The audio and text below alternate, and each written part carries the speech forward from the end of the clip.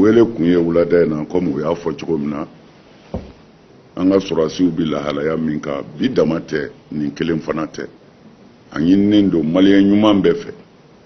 an ka sɔrɔsiw bi lahalaya min na mɔgɔ o mɔgɔ bɛ se ka dɛmɛ kɛ u ye minnu balolen don ani minnu taara k'u ka denbaya to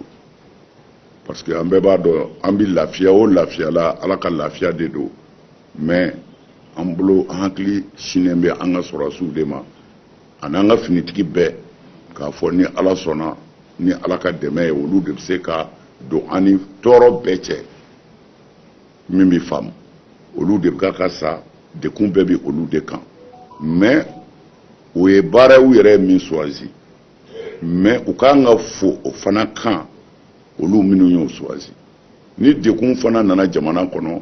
dekun bɛ fan min fɛ silamɛya kan ka wuli k'a cɛsiri o dekun bɛ wuli cogo min na que ça soit sɔrɔsiw de don réfugiés de don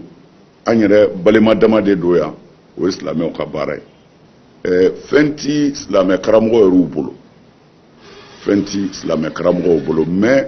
kana jɔn n'an ye fitininw fara ɲɔgɔn kan an bɛ se k'a kɛ ka gɛlɛya dɔ wuli ni ala ka diɲɛ ye o de kama an ye nin ŋaniya siri 5 millions o donna balo la ani tuluw la comme an balimakɛ y'a fɔ cogo min na o bɛ yen o bɛna di sɔrɔsiw ma 5 millions wɛrɛ o chèque bi yan o fana bɛna di sɔrɔsiw ma Bamako yan o k'a se Mopti sɔrɔsiw ma fɛn tilacogo ye nin o kɔfɛ fana réunion kɛra hakilitigi dɔw y'a ye silamɛw u k'an ka dɛmɛ mais mɔgɔ bɛ baara kɛ i seko de la o conseil anw ye o conseil ye mais joli de bɛ o conseil kunna an k'a lajɛ ni an sera ka seko ni min ta an k'o o don bana min bɛ senna bi o minɛnw tɛgɛko minɛnw misiridala la bolo bɛ se ka saniya ni min ye ko an masquew fana minnu bɛ don nun na comme min filɛ an yɛrɛ nun na nin ye bon pour que o ka di silamɛw ma u ka alabato yɔrɔw la u tɛgɛ ka ko saniya ka dafa ayiwa fɛnw ka don nun na ko tɔ bɛ ala de bolo parce que ala de ye waaki ye ale de bɛ se k'an tanga fɛn bɛɛ ma min mana ja fana a b'o de kɛ mais jɔn ka kan ka a ka labɛn kɛ parce que ala ye hakili dɔ d'a ma k'an bɔ baganw na kumana ni docteurw ye sira min yira an na n'o ti ala sɔsɔ sira ye a ka kan silamɛ bɛɛ ka t'o sira de fɛ o de ɲininen don o ni dekun caman tɛmɛna an tɛna segin o kan ninnu bɛɛ ye karamɔgɔw ni docteurw de kumana an farala ɲɔgɔn kan wulada in na nin de kama sɔrɔsiw ta n'o dira an yɛrɛ dama ta n'o ye limama ta ye o kumana o bɛna di o fana 5 millions de sɔrɔla an bolo ka o don minɛnw na min ye silamɛw tɛgɛ kolan ye mais an b'a fɔ o ma de ko fɔlɔ o ye fɔlɔ ye sini o bɛ ala bolo kumana mais 5 millions sɔrɔla o conseil bolo ka di silamɛw ma. Dɛmɛ min dira Mali silamɛtɔn Haut Conseil Islamique du Mali fɛ Fondation pour la Solidarité ma n'a bɛ ɲɛsin an ka finitigilakaw ka denbayaw ma kɛrɛnkɛrɛnnenya la Mopti marabolo kɔnɔ dɛmɛ ye musaka tari jɔ sefa wari 10,000,000 na Haut Conseil ka dɛmɛ di fɛnw na balofɛnw b'a la i n'a fɔ komi malo ɲɔ tulu sugoro ani nɔnɔ min musaka tari jɔ sefa wari 5,000,000 la ka labana ka sefa wari 5,000,000 chèque da o kan walasa kwa bɛ se ka da coronavirus banakisɛ kwa la COVID-19 bana min ni a kɛmɛ ka kamana gan kɛ diɲɛ selege naani jamana bɛɛ lajɛlen kɔnɔ Mali silamɛtɔn Haut Conseil Islamique du Mali tɔndenw u ye dɛmɛ kɛ Mali alimamitɔnba Ligue des imams et érudits pour la solidarité islamique du Mali limama ma ni saniya minɛnw dili ye o tɛgɛko minɛ minnu ni olu dira ka fara safinɛ ni gel ani maskiw kan a bɛ ɲɛsin imamuw de ma walasa silamɛw bɛ se ka taabolo ɲumanw matarafa ni a ye taabolo ɲuman minnu bɛ kɛ sababu ye k'an kisi coronavirus fiɲɛbana ma misiriw ani zawiyaw kɔnɔ. Comme a b'a dɔn cogo conseil a ye a ŋaniya kabi waati ka dɛmɛ sin an ka sɔrɔsiw ma ka wele fana bila bɛɛ ma bɛɛ k'i seko kɛ sɔrɔsiw bɛ lahala min na bi a ma don marché la o ni dɛmɛ ka kan donc dɛmɛ fɔlɔ o conseil b'ale de sin kɛ donc an b'o kɛnɛ de kan an y'a fɔ an ta ni Mopti an ka forum na an y'a fɔ fana ko n'Ala sɔnna an se min ye o na se Mopti kaw ma sɔrɔsi kunda n'Ala sɔnna o fana bɛna kɛ donc bi laɲini fɔlɔ de ye an ye min fɔ kunun k'o waleya n'ala sɔnna an bɛn'o kɛ sisan n'o bɔra yen wele filanan o ɲɛsinna an ka limamu ma limama n'o y'an ka limamu ka tɔnba ye n'olu yɛrɛ ye o conseil membre ye o t'an bali ka lettre kɛrɛnkɛrɛn ci limama ma ko a fɔ ɲɛnɛ an bɛ lahala min na bi misiriw bɛ lahala min na zawiyaw bɛ lahala min na donc o conseil y'a kanu ka geste fana kɛ tamaseera kɛ ka ɲɛsin imamu ma tɛgɛko min na an bɛ min ye bariko min bɛ jɔ tan o y'o den 100 o conseil o den 100 de san donc o bɛna di limama ma safinɛ o ye carton 22 ani jeli filaman ye o ye carton 15 o fana b'a la donc o de ye taa bɛn miliyɔn 5 hakɛ ma. Ni hakilila de ye ka bɔ ko conseil islamique yɔrɔ komi an ka président ba y'a fɔ cogo min na miliyɔn 15 de don miliyɔn 10 ye sɔrɔsiw ka dɛmɛ ye i ko ko an y'a walawala cogo min na miliyɔn 5 o ye kɛnɛya minɛnw minnu bɛ san ka taa misiriw la ka taa zawiyaw la Allahu taala kɔni y'a kɛ miliyɔn 5 min bɛ san sumaw na sukaro o bɛnna tɔni 3 ma fɛn min ye malo ye o bɛnna tɔni 4 ma fɛn min ye ɲɔ ye o bɛnna tɔni 5 ma fɛn min fana tɔgɔ ye k'a fɔ ko tulu o fana bɛnna tɔni 5 ma ninnu bɛɛ lajɛlen de faralen ɲɔgɔn kan k'o di an ka sɔrɔsiw ma u k'u wasa don o la k'a di yatimaw ma. président maa min bɛ wele da la ko ka sɔrɔsiw dɛmɛ président ye 10 millions di ale yɛrɛ ye 10 millions di o conseil tɔgɔ la o 10 millions a tilala tilayɔrɔ fila ye o conseil bureau ka réunion na réunion tɛmɛnen fondation pour la solidarité gouvernement kɛmɛ ka cakɛkulu min sigi sɔrɔsimuso ni sɔrɔsi dɛmɛni na o ɲɛmɔgɔ min yan ko ka a di o ma parce que a y'a sɔrɔ olu yɔrɔ wulila ka se an ma kɔrɔlen an n'u bɛ ɲɔgɔn galama an b'u ka baara taabolo dɔn an kan ka baara min lase sɔrɔsiw ma olu de bɛ yen o kama donc o la président y'a ɲini i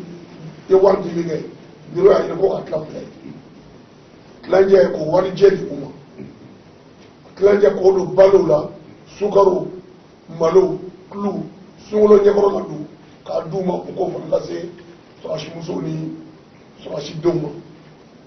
O la o conseil islamique ka paysan n'o ye Cherif Ousmane Madani Haidara ye ka fara o conseil tɔndenw bɛɛ lajɛlen o y'a ye nin wale in u y'a k'u yɛrɛ ye ka jamanadenw fana kan k'a dɔn u ye k'u seko kɛ ni maa fɔlɔ min kan ka dɛmɛ kɛ nin na ni k'a lakodɔn ye o ye o conseil islamique ye o la paysan y'a laɲini an ka meeting ba la ka appel kɛ maliyɛnw bɛɛ lajɛlen ma u ka se k'o seko kɛ an ka jamana ka finitigiw ye a y'a daminɛ a yɛrɛ la ka miliyɔn 10 bɔ ka di maliyɛnw y'u seko kɛ o baara kɔnɔna na fɛn caman sera ala o conseil kɛra ka sababu ye k'olu di an ka finitigiw ma nka laban o kɛra Mopti n'a décidera k'a fɔ an ka se ka nin dɛmɛ di an ka jamana finitigiw ma o de la président y'a laɲini a ko in ka kɛ kɛnɛkan ko ye walasa maliyɛnw bɛɛ lajɛlen b'a dɔn k'a fɔ nin baara min bɛ yen nɔ ni o conseil ye dɔ t'a la maliyɛn bɛɛ lajɛlen ka appel kɛ maliyɛn bɛɛ lajɛlen ma u ka se ka u seko kɛ an ka finitigiw ye. Mali ka silamɛya tɔnba n'o ye alimamiw ka jɛtɔn ye n'an b'a fɔ limama ye o conseil diliba dɔ ye ni o conseil y'a laɲini a ka se ka dɛmɛ kɛ an ka zawiyaw ani an ka misiriw kɔnɔna na banaba min na Alahu taala kɛlen bɛ ka diɲɛ bɛɛ jarabi a la an ka dɔnnibaw n'o ye an ka dɔgɔtɔrɔw ye u ye lankalani min ɲini a la ka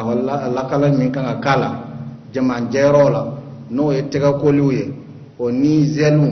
ani fɛn o fɛn n'a bɛ se ka adamaden kisi o ko in ma o conseil y'a ɲini k'a bila an ka misiriw n'an ka zawiyaw la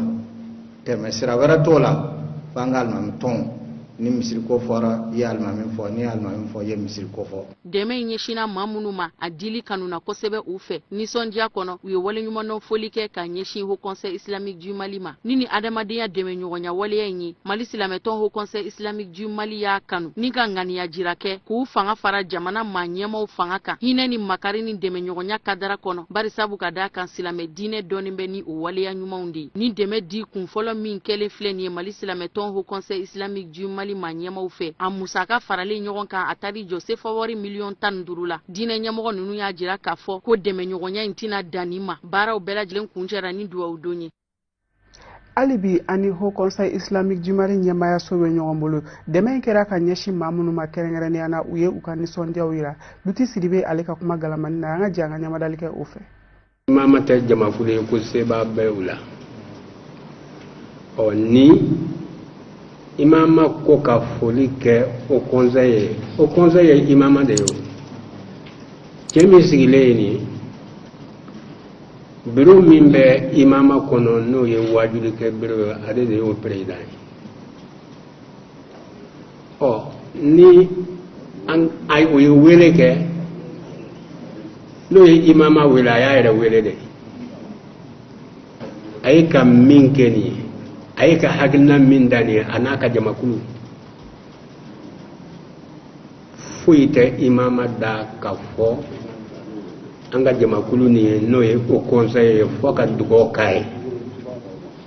bɛɛ b'a dɔn jamana in bɛ cogo min bi se tɛ jamana ye jango dun an ka finitigiw bi tɛ ka kɛlɛ in bila sen na sa dɛ finitigiw bɛ bin kɔnɔ don o don an bɛ kibaru dɔw mɛn min man d'a ye o la dun ni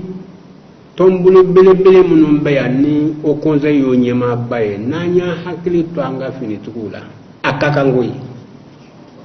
n'an m'a kɛ an b'an ka kɛta de kɛ jango an ka président yɛrɛ kɛra o cɛ fɔlɔ ye min ye dɛmɛ kɛ imama ko ka foli se o conseil ma. Donc vraiment an bɛ barika da aw ye kosɛbɛ an bɛ barika da aw ye fɛn min di an ma an bɛ barika da aw ye fɛn in hakili kosɔn hakili min bɛ fɛn in jukɔrɔ o de ka di an ye ka tɛmɛ a bɛɛ kan halisa k'a fɔ aw ye k'an jigi b'aw kan an jigi bɛ maliyɛn tɔw kan aw ka nin fɛn in bi a kɛra misali de ye anw ye an bɛ a kanu a ka kɛ misali ye maliyɛn bɛɛ ye bɛɛ k'a dɔn k'i ka kɛta bɛ anw ka baara in kɔnɔ doni min bɛ anw bolo a ta fanga tɛ an na an jigi bɛ bɛɛ de kan an jigi ala ta kɔfɛ donc aw ye dɔ ta la an jigi b'a kan k'a fɔ halisa tagalen ɲɛfɛ ni ala ye si di aw na dɔ wɛrɛ ta tuguni an jigi b'a kan k'aw ye nin min kɛ ni ala sɔnna a ma a bɛ kɛ maliyɛn bɛɛ bolo misali ye.